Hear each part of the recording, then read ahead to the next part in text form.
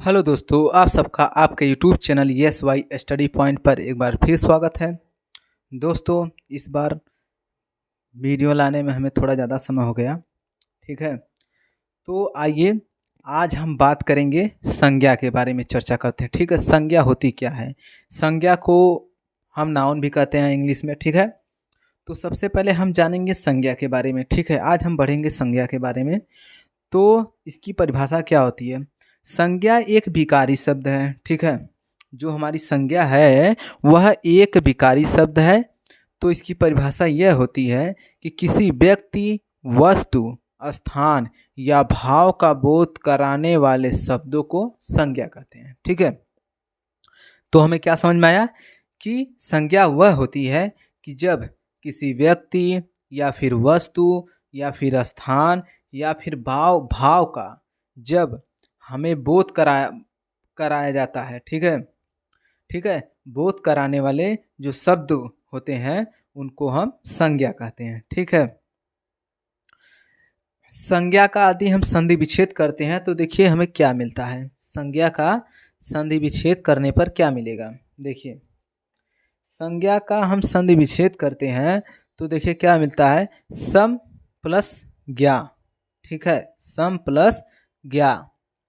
तो जो सम है उसका अर्थ होता है समयक और ज्ञा का अर्थ होता है ज्ञान। ठीक है, यह होता है। संज्ञा मूल रूप से दो प्रकार की होती है। जो हमारी संज्ञा होती है वह मूल रूप से दो प्रकार की होती है। एक होता है यथार्थवाचक संज्ञा। ठीक है, यथार्थवाचक संज्ञा जो दिखाई दे। ठीक है, यथार्थवाचक संज्ञा वह होता है जो हमें दिखाई दे यानी दृश्य हो, और भाववाचक संज्ञा वह होती है जो दिखाई नहीं देता है यानी अदृश्य होता है। ठीक है, देखिए भाव तो जानते ही समझ ही रहे हैं कि भाववाचक संज्ञा हमें दिखाई नहीं देती है। अब हम जानेंगे यथार्थवाचक संज्ञा के प्रकार। तो जो हमारी यथार्थवाचक संज्ञा है वह चार प्रकार की होती है। ठीक है, एक होता है व्यक्तिवाचक संज्ञा, दूसरा होता है जातिवाचक संज्ञा, तीसरा होता है पदार्थवाचक अर्थात द्रव्यवाचक संज्ञा, समूहवाचक संज्ञा अर्थात समुदायवाचक संज्ञा। ठीक है, पहला हमारा हुआ व्यक्तिवाचक, दूसरा हुआ जातिवाचक, तीसरा हुआ पदार्थ या फिर द्रव्यवाचक, और चौथा हमारा हुआ समूहवाचक या फिर समुदायवाचक। यह हमारे हो गए यथार्थवाचक संज्ञा के पार्ट।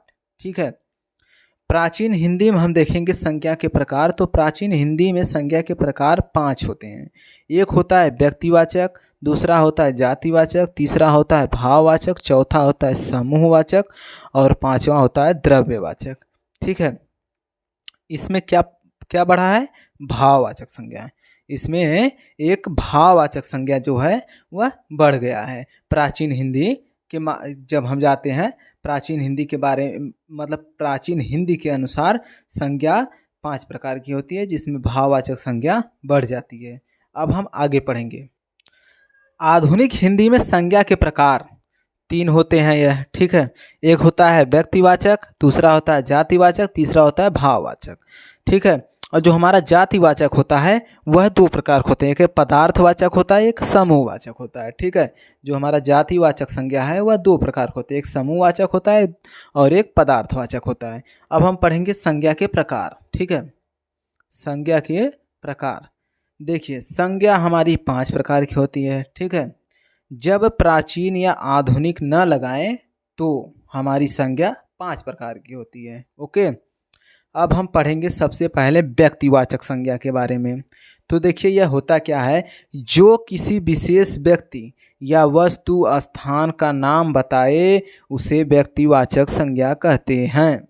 ठीक है, जो व्यक्तिवाचक संज्ञा हम इस प्रकार समझ सकते हैं कि जो किसी विशेष व्यक्ति, ठीक है, जैसे कि विशेष व्यक्ति में आप ले लेते हैं, जैसे में हमारा इंडिया ले लीजिए, हमारा भारत देश। ठीक है, यह विशेष मतलब एक ही नाम है। भारत का जो हमारा भारत देश है वह एक ही नाम है पूरे विश्व में, यह नहीं कि इसका नाम अनंत है, एक ही नाम है, इसीलिए इसे व्यक्तिवाचक संज्ञा कहते हैं। ठीक है, और हम ग्रंथ भी ले सकते हैं, जैसे में हमारा हो जाता है भगवत गीता। ठीक है, यह सब हो जाते हैं। ठीक है, इसके अंतर्गत यही आता है। अब आगे देखिए हम पढ़ते हैं क्या, देखिए पढ़ेंगे क्या, सबसे पहले देखिए आगे समझते हैं कि इसमें देखिए क्या, दृश्य प्लस एक वचन प्लस दुनिया में अकेली या विशेष हो। देखिए क्या कह रहा है, जो हमने आपको बताया कि जो हमारा देश है, मतलब हमारा जो भारत देश है, वह पूरे विश्व में एक ही मात्र मतलब अकेला है, इसके जैसा कोई दूसरा नहीं है साथियों। ठीक है, देखिए तो हमने आपको बता ही दिया कि जो हमारा दृश्य प्लस एक वचन प्लस दुनिया में अकेली या विशेष हो, मतलब हमारा जो इंडिया है, हमारा भारत देश है, या फिर श्रीलंका को ले लीजिए। ठीक है, हमारे देश की जो हमारी गंगा जी हैं उनको ले लीजिए, यह सब एक विशेष है, मतलब यह किसी और देश में नहीं पाए जाते हैं इस नाम के। ठीक है, मतलब हमारा भारत देश है और पूरे विश्व में और कहीं नहीं है, ये समझ लीजिए। ठीक है, हमने आपको बताया है। इसमें इसके अंतर्गत देखिए आता क्या है कि देशों के नाम आते हैं, नदी व झीलों के नाम आते हैं, व्यक्तियों के नाम आते हैं, ग्रंथों के नाम आते हैं, दिनों के नाम आते हैं, शहरों के नाम आते हैं, समाचार पत्र के नाम आते हैं। ठीक है, देखिए भारत, श्रीलंका, पाकिस्तान, जापान, चीन इत्यादि। ठीक है, अमेरिका भी ले लीजिए, ये सब विशेष हैं। ठीक है, दुनिया में अकेली है। नदी व झीलें ले लीजिए, गंगा, यमुना, कृष्णा, कावेरी, यह भी अकेली हैं। उसके बाद व्यक्तियों के नाम में आप ले लीजिए, राम जो कि अकेले थे, हनुमान जी वो भी एक ही है, जो हमारे गीता है वह भी एक ही है, जो शिव है वह भी एक ही है, कृष्ण वो भी, श्याम वो भी, ये मतलब नाम। ठीक है, एक नाम है। उसके बाद ग्रंथों का नाम ले लीजिए, रामायण, महाभारत, रामचरितमानस, कुरान इत्यादि। उसी बाद दिनों के नाम में सोम, मंगल, बुध, गुरु, शनि, रवि, ये सब देखिए एक ही है, विशेष है। उसी प्रकार शहरों के नाम में देखिए वाराणसी, जौनपुर, प्रयागराज, लखनऊ। ठीक है, उसी प्रकार आप ले लीजिए ये उसको क्या कहते हैं, मतलब आप ले लीजिए मुंबई को ले लीजिए।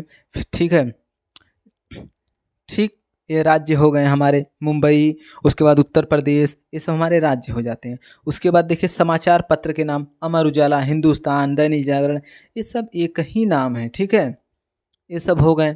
अब हम आगे पढ़ेंगे। अब हम पढ़ते हैं जातिवाचक संज्ञा के बारे में। ठीक है, इसमें हम दो संज्ञा पढ़ लेते हैं, मतलब इस वीडियो में। ठीक है, ये हमारा पार्ट 1 वीडियो हो जाएगा, जिसमें हम पढ़ेंगे अब दूसरा जातिवाचक संज्ञा के बारे में। ये क्या होता है, ये किसी जाति या उपजाति को बताता है जिसके जैसे और हो। ठीक है, यह क्या बताता है, यह किसी जाति या उपजाति के बारे में बताता है जिसके जैसे और हों। जैसे में फूल ले लीजिए, फूल में गुलाब हो गया, लाल गुलाब हो गया, ठीक है, पीला गुलाब हो गया इत्यादि। उसी प्रकार गाय में आप ले लीजिए, काली गाय, देसी गाय, विदेशी गाय, ये सब इसमें आ जाते हैं। उसके बाद पशु में आप ले लीजिए बैल, घोड़ा इत्यादि। पक्षियों में ले लीजिए तोता, मैना, गौरैया इत्यादि। ठीक है, उसी प्रकार वस्तुओं व अन्य नाम ले लीजिए, मकान, कुर्सी, मेज, नगर, ये सब हमारे इसमें जातिवाचक संज्ञा में आते हैं। ठीक है, मकान और भी मकान भी नहीं हो सकते हैं। उसी प्रकार प्राकृतिक आपदा ले लीजिए, बिजली, वर्षा, आंधी इत्यादि।